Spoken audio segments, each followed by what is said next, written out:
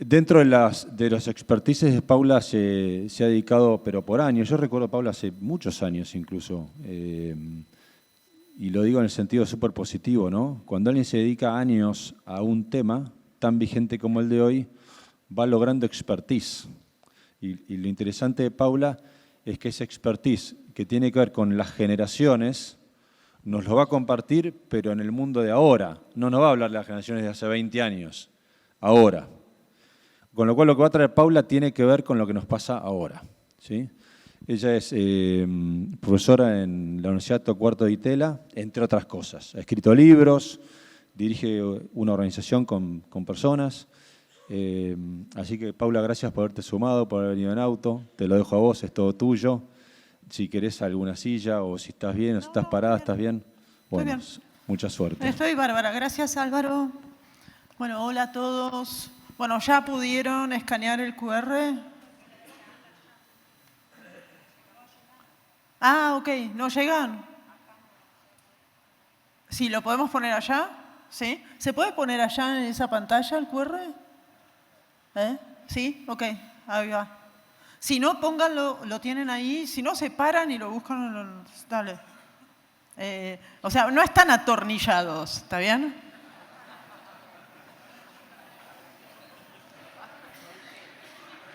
Ahí va, chicas.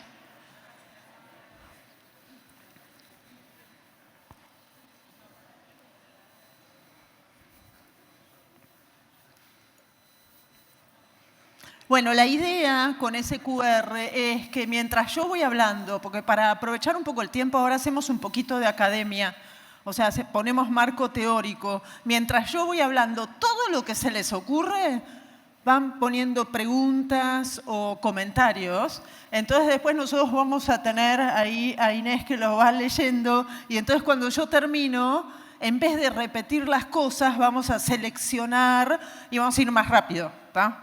Entonces vamos a tener mucho más input de ustedes. Sería buenísimo poder escuchar todo lo que quieren preguntar, pero la verdad que no tenemos tiempo. Entonces vamos a hacer esta primera parte de marco teórico, después nos vamos al coffee y después hacemos la bajada a qué nos pasa en nuestras empresas. ¿Tá? Quiere decir que vamos a aterrizar ese marco teórico. Bueno, ya estamos todos con el QR, estamos ok, entonces se puede poner mi presentación. ¿Ya está? Pero yo no la veo. Ahí la veo, sí, dale, perfecto. Ok.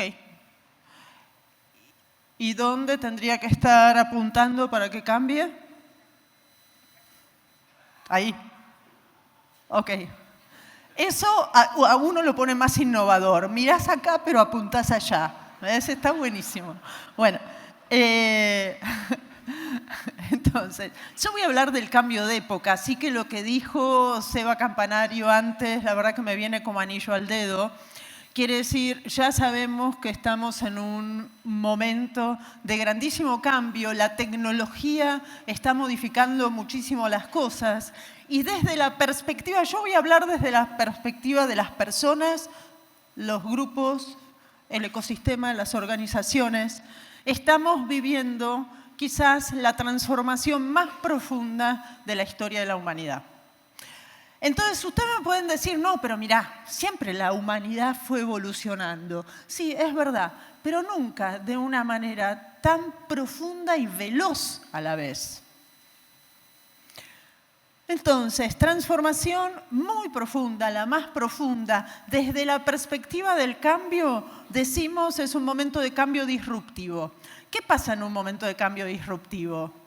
Lo de antes no te funciona. ¿Pero qué funciona? No sabemos. ¿Tá? Obviamente, en ese momento de cambio disruptivo, los innovadores ganan terreno. ¿Tá? Si vos repetís lo de antes, no va a andar. Ahora, nadie te asegura de que lo que hagas funcione, pero puede funcionar. Quiere decir, momento de cambio disruptivo.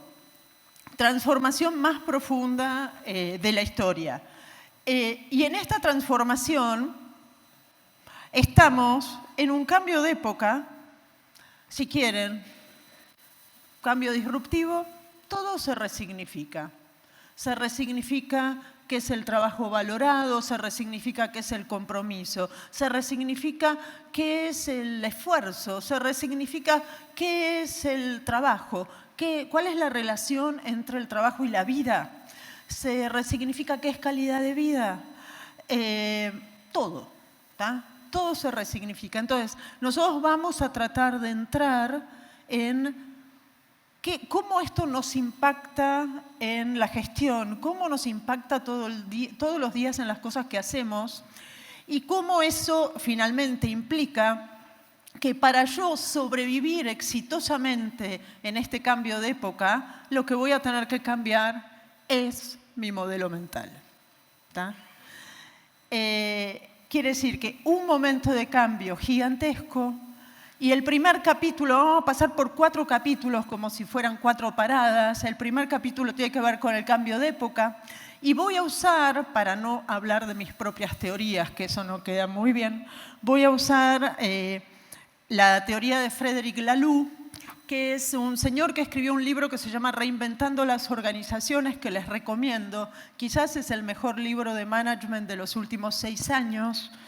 Y Laloux dice que la humanidad va evolucionando dando saltos repentinos. En realidad, toma la filosofía de un señor norteamericano, de un filósofo norteamericano que se llama Ken Wilber, y dice, la humanidad va dando saltos repentinos. Quiere decir que cuando evoluciona no lo hace como crece un árbol, una plantita, que nosotros no vemos día a día el crecimiento, no lo podemos percibir, sino dando saltos con cambios estructurales mucho más parecido a un gusano que se transforma en mariposa o a un renacuajo que se transforma en rana.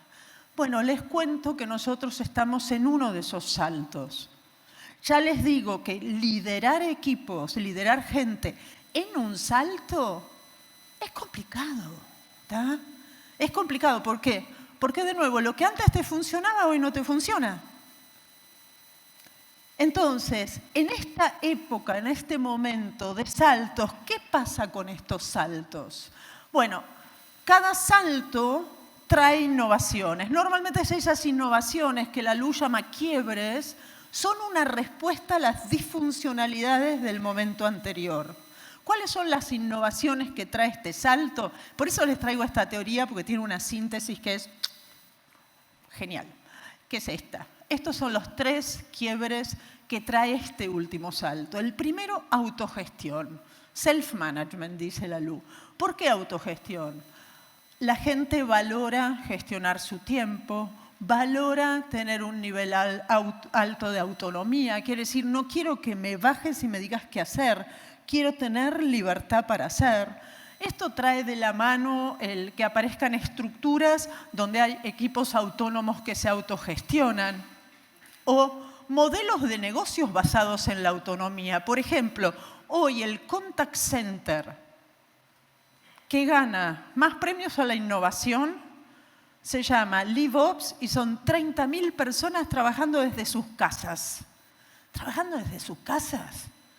Cuando yo cuento esto a veces en directorios donde hay gente tradicional, la primera pregunta que me hacen es ¿quién los controla? Seguramente les surgió la pregunta, ya le digo que se la autocensuren, porque si hacen esa pregunta quiere decir que son de la mentalidad que ya pasó, ¿está bien? Pero el tema es, ¿por qué pueden 30.000 personas trabajar y trabajar en una empresa bien si gana premios a la innovación? Porque en realidad la gente valora ser autónoma. Obviamente, ¿qué hace esa empresa? Desarrolla plataformas, quiere decir lugares, procesos, que está todo en una app, ¿no? Donde la gente sabe qué hacer, tiene las respuestas, tiene soporte. No hay más una figura como la del jefe, sino lo que hay es líderes de proyectos que dan soporte, ¿no? Bueno, esto tiene que ver con el cambio del cambio de época. Realmente, valor la autonomía. Y la autonomía, si quieren, se traduce después en la posibilidad del trabajo remoto. O si quieren, se traduce en crece el laburo freelance. Ustedes piensen que en el modelo mental anterior el trabajo freelance era como de segunda. Hoy hay gente que se va de corporaciones muy valiosas que aseguran empleo de por vida, a menos que mates a tu jefe y seas visto, ¿está bien? Y se va para ser freelance. ¿Y por qué se va para ser freelance? Porque hoy lo que vale es free, ¿está? Y el free quiere decir poder manejar mi agenda, poder manejar mi tiempo. ¿Y por qué es importante poder manejar mi tiempo? Y para acomodarlo ¿a qué? A mi vida, a mi proyecto de vida. Entonces, si yo manejo mi agenda, por ejemplo, puedo ir a buscar a los chicos al colegio, ¿no? Fundamental para todas las mamás que están acá. O si yo manejo mi agenda, puedo todas las mañanas hacer deporte, que me hace tan bien, y después ser más productivo. Bueno, autogestión como primera cosa. Segunda cosa, plenitud. Les cuento que hay una tendencia macro que llamamos bienestar, que hace 15 años que no para de crecer. No para. ¿Y esto qué quiere decir? Quiero más tiempo libre, quiero más tiempo con mis afectos, quiero cuidarme más, entonces necesito más tiempo para hacer deporte, quiero comer sano, quiero sentirme bien. Y esta tendencia macro también impacta y resignifica la relación entre la vida y el trabajo. Piensen que en el paradigma anterior nosotros hablábamos de balance de vida. ¿Por qué en el paradigma anterior? Porque si vivo, no trabajo, y si trabajo, no vivo. Quiere decir, trabajo y vida disociados. En el paradigma actual, vida y trabajo están integrados. Quiere decir, en el trabajo tengo que estar bien porque el trabajo es parte de mi vida. Quiere decir, de nuevo, lo miro, o sea, soy una unidad. Cuando trabajo, vivo. Y cuando vivo, trabajo.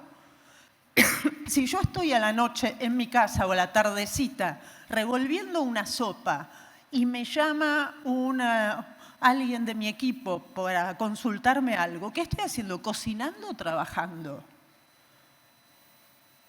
O sea, es la vida. Y la vida está hecha de trabajo y de otras cosas. Y yo quiero tener espacio para todas esas cosas. Por lo tanto, sentirse bien en el trabajo es fundamental. ¿Y qué es sentirse bien en el trabajo? Y tener buenas condiciones de trabajo, estar trabajando con gente que es piola, poder ser yo en el trabajo, poder decir lo que pienso, poder ser transparente, poder desplegar mi potencial, poder divertirme. Modelo anterior, el trabajo como sacrificio, hoy el trabajo como disfrute. Ahora, el disfrute no quiere decir que me rasco la panza, sino que el disfrute quiere decir que la paso bien. Y la paso bien porque la paso bien con gente que es piola, la paso bien porque hago cosas que son piolas. Ahí va el para qué, ahí va el sentido con el que trabajaron ayer. Pero bueno, una nueva concepción del trabajo.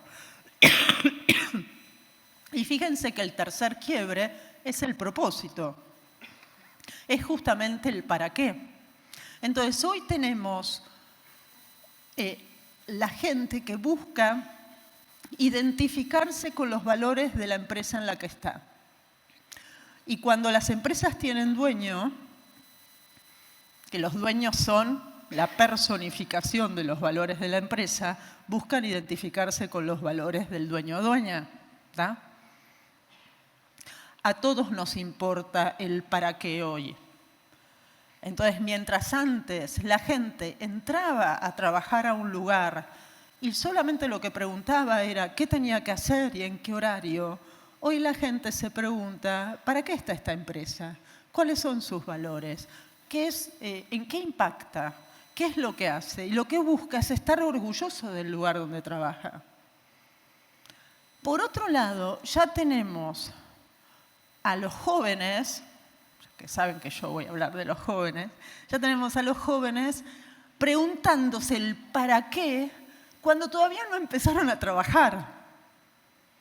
Quiere decir, ahí se van a encontrar con chicos que ya vienen seteados en esta nueva mentalidad Y si bien todavía no tuvieron ni una experiencia de trabajo, tienen 18 años, 20 años, 22 años, ya van a hablar de calidad de vida, ya no van a hablar de tiempo libre, ya no van a hablar de sentido. Quiere decir, esto no es que hay que esperar a ser grande, sino que ya lo plantean los chicos. Y esto tiene que ver con lo que vamos a ver más adelante, que es cómo tengo que gestionar mi organización para que sea atractiva para los jóvenes.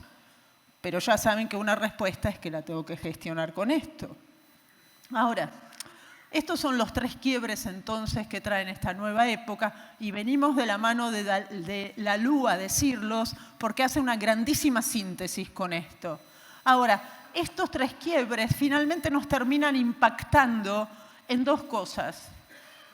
Por un lado, en el trabajo, en los modelos de negocio, como les dije, o sea, en las cosas que son posibles hoy, que antes no eran posibles, en los procesos, en las estructuras. Están apareciendo estructuras distintas, obviamente organizaciones mucho más chatas, gente mucho más autónoma, cosas que antes no podían pasar, hoy ocurren, como por ejemplo que haya una empresa constructora que tiene equipos de operarios que se autogestionan en la construcción. Y eso, si quieren, pueden ir a ver un documental que estrené en marzo, que se llama El salto del dueño, la película, que lo pueden ver en la página elsaltodeldueño.com.ar. Son 4 casos de empresas que se profesionalizaron, que avanzaron en su proceso de profesionalización. Uno de estos es HIT, que es la constructora, y que se caracteriza por haber querido transformar un negocio en el sector de la construcción en un negocio más humano, con foco en las personas. Entonces, operarios del mundo de la construcción, autónomos, con autonomía, participando de las decisiones, entendiendo todos los números. Es un caso maravilloso, así que los invito a que lo vean. Bueno, estas son las cosas que pasan hoy. Aparecen nuevos roles en las empresas, roles que antes no estaban. Ahora, desde la perspectiva del trabajo y de la forma de hacer las cosas, tenemos grandísimos impactos. Así que vamos a ver que las empresas todas van a pasar por unos 10 o 20 años de grandísimas transformaciones en cómo hacen las cosas. Pero por el otro lado, hay una transformación gigantesca en las personas, en nosotros. Y no estoy hablando de los jóvenes, estoy hablando de todos, ¿tá? Todos que queremos del trabajo otra cosa, todos que queremos de la vida otra cosa. Bueno, y en esto vamos a entrar entonces en los próximos capítulos.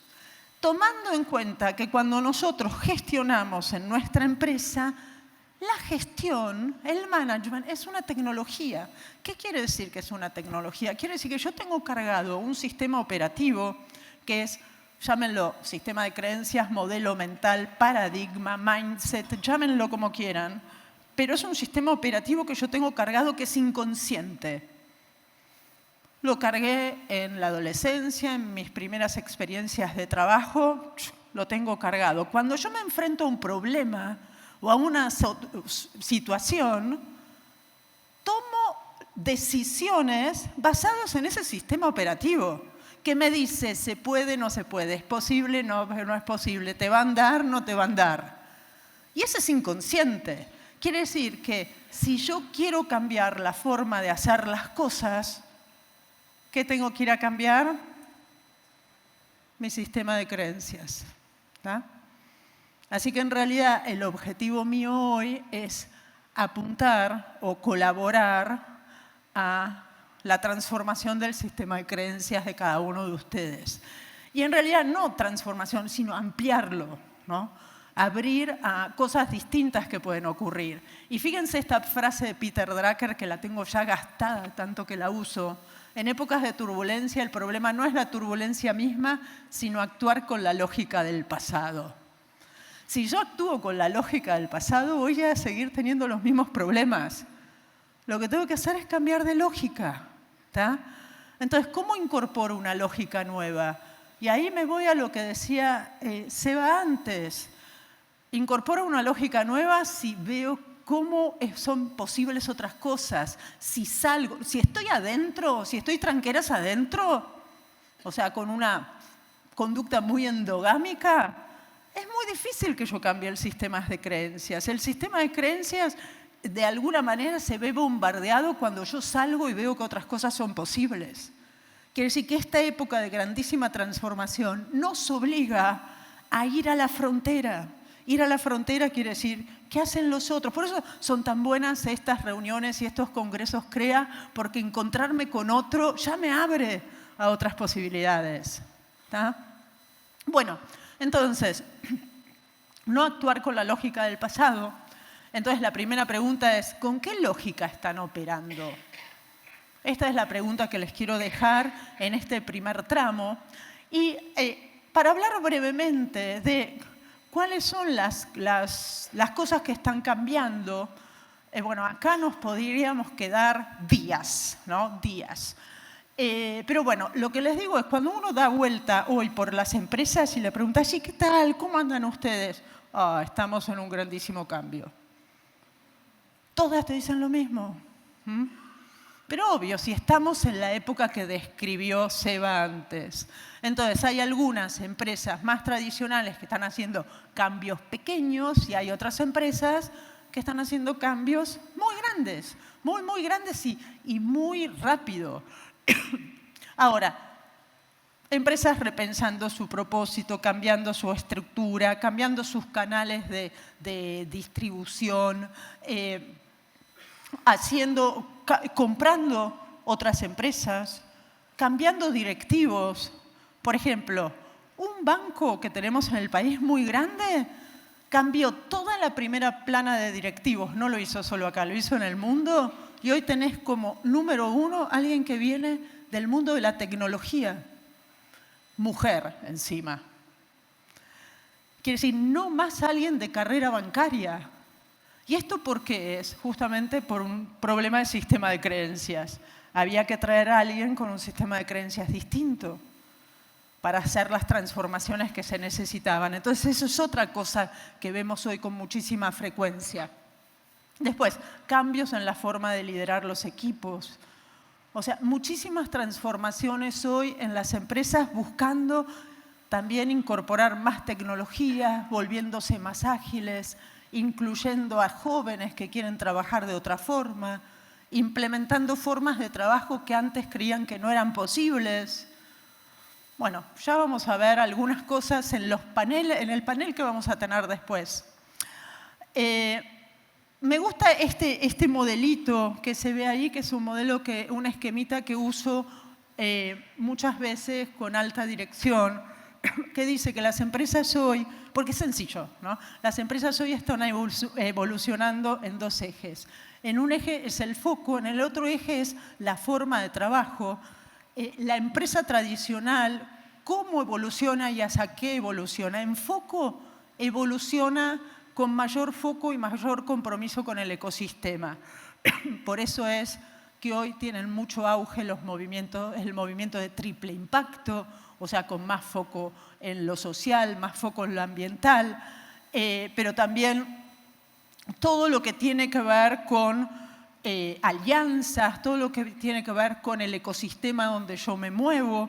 Y en el eje, si quieren, horizontal, es la forma de trabajo. Paso de una forma de trabajo en silos o mucho más verticalista o paternalista a una forma de trabajo de mucha más autonomía, de equipos pequeños autónomos, con otras formas de relación, inclusive con gente que trabaja en la empresa. Este es un modelo que acuñó alguien que se llama Josh Bersin, que es un señor que trabaja más o menos en los mismos temas que yo, pero en inglés, y que dice, la empresa tradicional se transforma en la empresa social. Lo llama empresa social por el impacto y mayor foco en el ecosistema.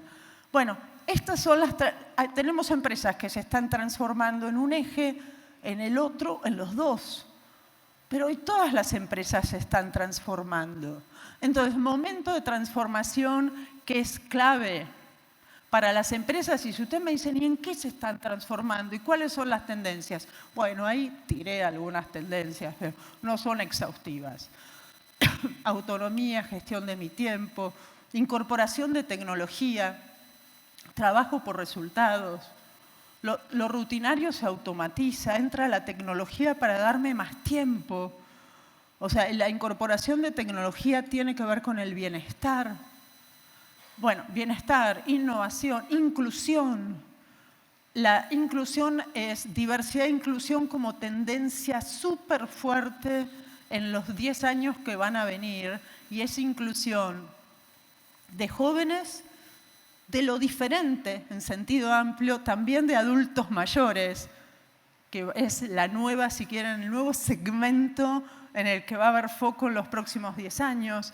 Por primera vez la sociedad tiene adultos mayores con alto nivel de capacidades que quieren aportar a las empresas, pero no como antes.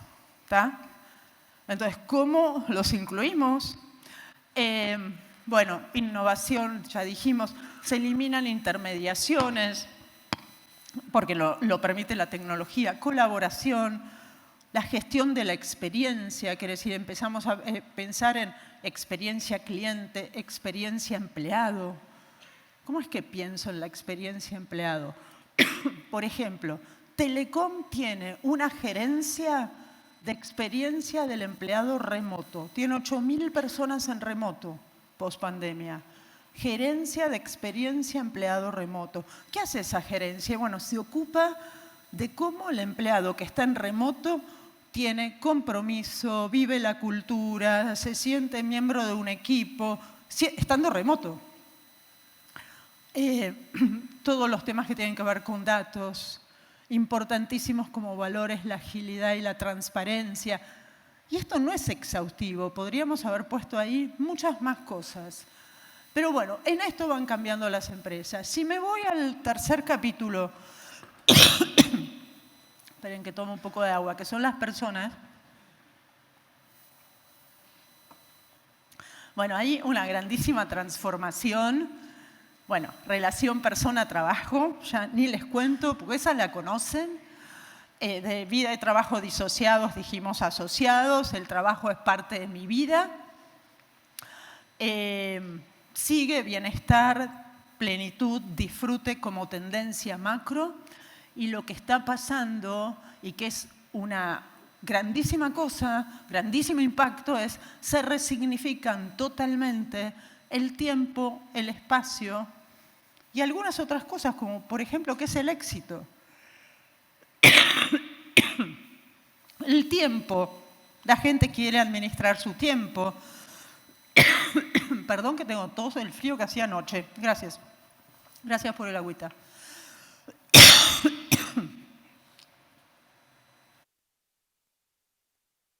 El espacio. ¿Para qué están las oficinas si tanta gente está trabajando remoto? ¿Para qué se usan? Resignificación de los espacios. La oficina se convierte en el nuevo off-site, o sea, en el lugar que voy para relacionarme con otro. El éxito. Mientras antes tener éxito era tener un cargo alto, tener plata, hoy el éxito tiene que ver con disfrutar, con hacer lo que quiero. Grandísima resignificación del éxito. Bueno, y todo esto de la mano de algo fundamental, y es que hoy, y esencialmente los jóvenes, deciden. ¿Esto qué quiere decir? Que si no les gusta o ven que hay una oportunidad distinta, toman decisiones. Las organizaciones no están preparadas para la gente que decide. Están mucho más acostumbradas a la gente que es cautiva.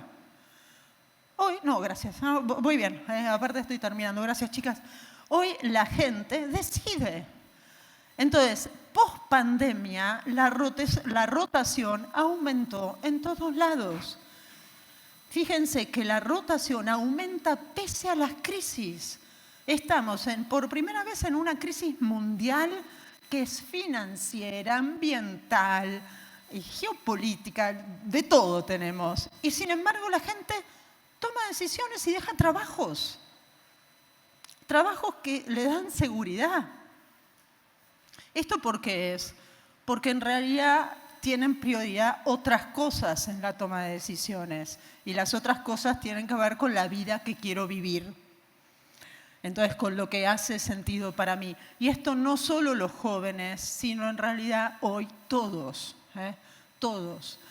Entonces, por último, y para ir terminando en esta parte, y ya después vamos a las preguntas, tenemos en todas las organizaciones gestión de multigeneraciones.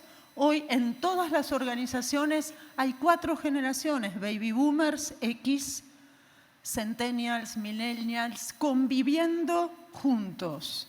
Ahora, esperen que me salté una slide, me parece. ¿Qué pasa con la convivencia generacional? ¿Cuál es el problema de la convivencia generacional? ¿En realidad hay conflictos? Sí, hay choques, pero ¿hay choques de qué? Hay choques de sistema de creencias. ¿Tá? Y esos choques en sistema de creencias impactan fundamentalmente, y les hago una gran síntesis, en 3 cosas. Primera, la atractividad. ¿Es mi empresa capaz de atraer a gente joven? ¿Qué tengo que tener en la empresa para poder atraer gente joven? Obviamente, tengo que tener las cosas que dijimos antes. La posibilidad de que la gente trabaje con tecnología, que pueda ser autónoma, que haya transparencia, que haya confianza, que haya un buen clima, etcétera, etcétera, para poder atraer y retener. ¿Cómo se genera el compromiso hoy? Hablamos siempre de compromiso, pero lo que apalancaba el compromiso antes no es lo que apalanca el compromiso ahora. Hoy lo que apalanca el compromiso es una empresa con la que me identifico con los valores, que es pujante, que innova, que tiene capacidad de cambiar. O sea, es difícil que la gente joven se comprometa con una empresa que está ligada al pasado. Y por último, grandísimo impacto en el traspaso generacional. Por primera vez en la historia del management, los herederos no quieren siempre ser sucesores. Entonces, tenemos riesgo en un montón de sectores. No voy a hablar del agro porque son ustedes, pero por ejemplo el de seguros. Todos los brokers son empresas familiares. Los hijos no quieren las empresas de los padres.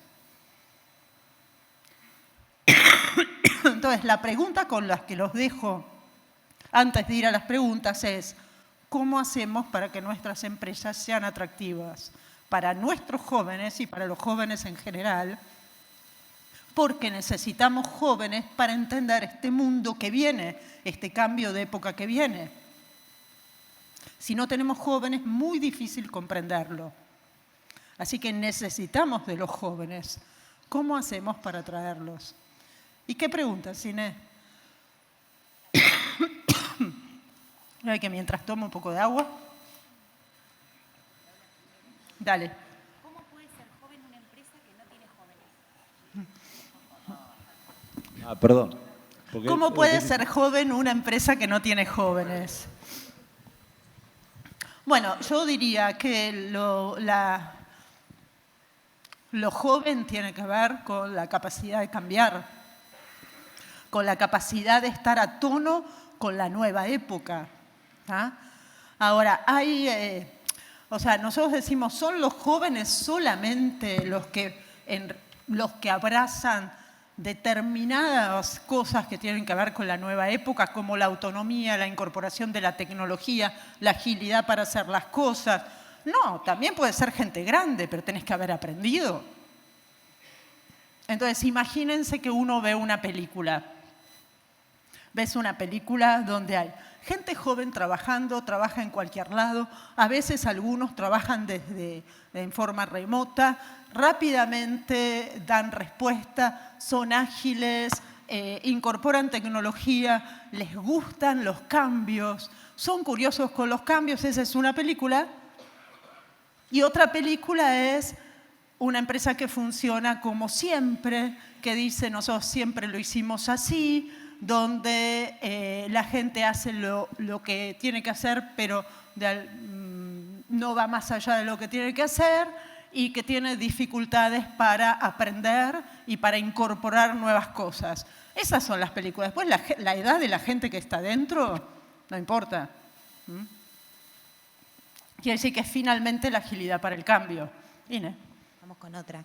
Dice, en una empresa familiar puede haber varios propósitos, incluso de integrantes de la familia que no forman parte de la empresa. ¿Cómo se gestionan esos propósitos distintos para que haya armonía y la empresa pueda subsistir? Muy buena pregunta, que eso daría para otro congreso. Ahí tomen nota para otro congreso. Pero en realidad, para contarla, para responder cortito, las empresas familiares tienen como grandísima ventaja y es que cuando funcionan bien pueden hacer que se cumplan los sueños de todos. Pero eso es cuando funcionan bien. ¿Cómo hacen para cumplir los sueños de todos entendiendo qué es lo que quieren todos?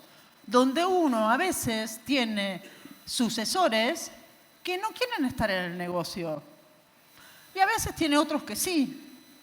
O a veces no tienen ninguno y hay que ir a management profesional.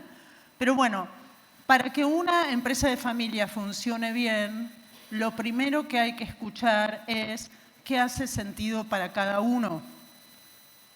Y no forzar con el mandato, ¿está bien? Las generaciones más grandes hemos tenido pesos del mandato muy fuertes. No queremos eso para nuestros jóvenes.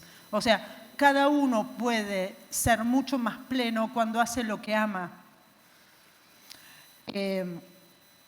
Entonces, si nosotros podemos colaborar para que cada uno de los miembros de la familia pueda hacer lo que ama, está fantástico. Ahora el tema es después cómo lo acompañamos eso con determinado nivel de compensación, con formar a accionistas que van a ser solo accionistas y no van a estar en la gestión, protocolo familiar, bla, bla, bla, y muchas de esas cosas que ustedes conocen, ¿está? Pero la esencia es, la empresa de familia es fantástica como vehículo para lograr el bienestar de todo el mundo cuando se gestiona bien. Sigo con otras livianitas también. Dale. ¿Trabajar sobre modelos mentales implica volver el espejo hacia adentro? Sí, claro. Trabajar sobre tu propio modelo mental significa disociarte, desdoblarte y cuando hablas, mirarte y entender desde dónde estás hablando. Ejemplo, les digo hoy, recurrente. A donde voy aparece ese ejemplo. Padres que no están abiertos al trabajo remoto, hijos que quieren abrazar el trabajo remoto. ¿Por qué? Porque el trabajo remoto tiene que ver con uso de la tecnología, tiene que ver con una forma de trabajo que aprovecha mejor tu tiempo, ¿no? Entonces, cuando yo, como, digamos, generación más grande, digo, no trabajo remoto porque desconfío de que se trabaje, tengo que entender desde dónde lo digo. Yo lo digo desde una concepción de trabajo donde creo que la gente trabaja cuando está ahí. Esa concepción de trabajo no existe más. Ahora, el trabajo es lograr resultados, cumplir metas. Entonces, lo que yo tengo que mirar son las metas, los resultados, la gestión, no la presencialidad. La presencialidad no me asegura el logro de las metas. Pero bueno, entonces cuando hablo, tengo que entender desde dónde hablo. Y entender que a veces me sale el dinosaurio. Entonces, ¿qué hago? El dinosaurio, cuando veo que me sale, lo controlo. ¿Está bien? Pero si yo no me doy cuenta que es el dinosaurio, finalmente termino diciendo cosas que generan impacto negativo en los otros. ¿Y impacto negativo en quién? En los jóvenes. Después, ¿qué impacto final? Se van o no están conformes. ¿Tá? Con lo cual, finalmente, Se trata de domar los dinosaurios. ¿Está bien? Seguimos. ¿Cómo se trabaja el sentido de la organización? ¿Cómo se trabaja el sentido de la organización? Qué pregunta. Hoy es importante que todas las organizaciones tengan un propósito claro. ¿Cómo se construye ese propósito? Cuando hablamos de propósito, no es más solamente ganar plata. Quiere decir, todo el que estudió en la Facu, que las empresas con fines de lucro tienen como finalidad dar retorno al accionista, bueno, eso hoy no funciona más. Si es solamente eso, te quedas corto, porque no pones el factor de deseo ahí adentro. ¿Qué quiere decir? Tenemos que incorporar un para qué que tenga impacto más allá de nosotros y de nuestro bolsillo, y eso es lo que tracciona, eso es lo que genera aspiraciones, lo que da ganas a la gente. ¿Y cómo lo construimos? Algunas empresas ya lo tienen en su ADN desde su concepción y otras lo van rearmando y redefiniendo con el tiempo. Ahora, si yo estoy con jóvenes en la organización, está muy bueno que lo reconstruya y lo resignifique con ellos. ¿Por qué? Porque a veces el propósito está, pero lo que falta es la narrativa. Una narrativa más moderna, o falta explicitarlo. Quiere decir, dediquen un tiempo para co-construir con los jóvenes cuál es el propósito de la organización en una narrativa más moderna. Otra más te hago. Dale. ¿Cómo podemos integrar efectivamente a las empresas agropecuarias, a centennials caídos del sistema, sin educación, sin experiencia laboral, acostumbrados a recibir de arriba cuando se acaben los subsidios o planes? Al tobillo fue la pregunta. Es un desafío, ¿no?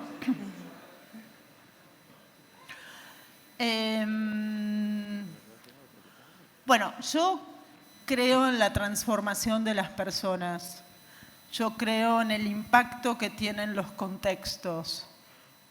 Cuando alguien que viene de un contexto donde operó de determinada manera, porque el contexto de alguna manera determinaba que operaras de determinada manera y lo sacás y lo metés en otro contexto, yo he visto maravillas. Y de hecho tengo experiencia porque yo fui una de las fundadoras de una ONG con otro grupo de empresarios que se llama Empujar.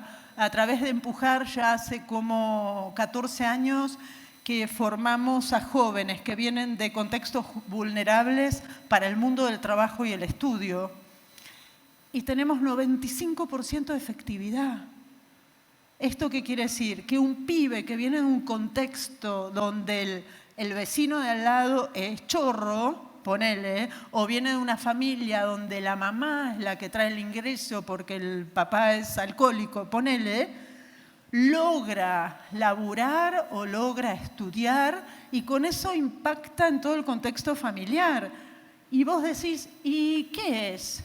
¿Le hiciste un lavado de cerebro? No, lo metés en otro contexto con otras posibilidades. Y de estos ejemplos hay un montón. Con lo cual, la fuerza del contexto, la verdad, es muy desarrolladora, muy formadora. Y para eso les recomiendo que vean una película, me viene a la mente ahora, del cine italiano, se llama Lazzaro Felice. Lázaro, como Lázaro camina y anda, Lazzaro Felice, que cuenta la historia de una gente de un pueblo imaginario del sur de Italia, Annunziata me parece se llamaba, donde la gente vive dependiendo de una marquesa, teniendo que pagar el diezmo, como ocurría en el 1600, porque nunca se enteró que el mundo había cambiado, porque el pueblo está aislado. Esto es cómo el contexto termina moldeando los comportamientos. La gente actúa de determinada forma y hace determinadas cosas porque cree que el mundo es así. Entonces, una vez que vos cambias el contexto, la gente se acomoda a otro contexto. Así que yo creo muy fervientemente en eso. La última. Y cerramos, ¿les parece? Nos vamos a tomar un café y volvemos después con la bajada de las empresas. Dale. Dale.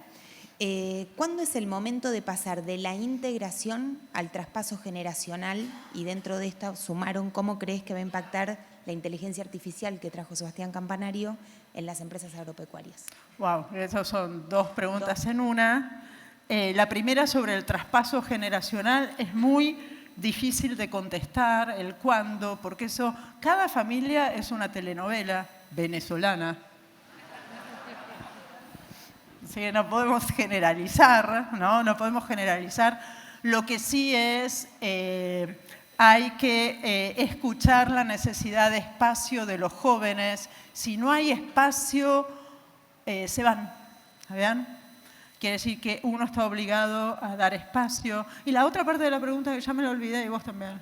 Perdón, ¿cómo incorporar la inteligencia artificial o cómo impactará en las empresas? La inteligencia artificial, gente, es como la nueva ola en la que estamos subidos. La vamos a tener que incorporar en el análisis de datos, en hacernos más inteligentes. Y les voy a poner un ejemplo de algo cotidiano o un lugar donde seguro las chicas van y usa inteligencia artificial y nadie lo sabe. Eso es Blue Star Group, que es el grupo empresario que maneja todo moda e Isadora. Seguro las chicas todos lo conocen, ¿no? Usan inteligencia artificial hace 10 años. Vos decís, ¿pero cómo la usan? Si venden hebillas, carteras. Bueno, sale un producto nuevo y el producto va a góndola. Después de 3 días, ellos tienen predicciones. Si van a vender mucho, si van a vender poco. Si le tienen que bajar el precio, si tienen que mandar a fabricar más a China. Eso hace que tengan un 8% más de rentabilidad que sus competidores. ¿Qué tal? Entonces, si tenemos inteligencia artificial en el negocio de las hebillas, imagínense cómo ustedes pueden trabajar con datos en el mundo del agro. ¿Está? Y eso como ejemplo, y nos vamos entonces al break con la tecnología, el traspaso generacional, etc.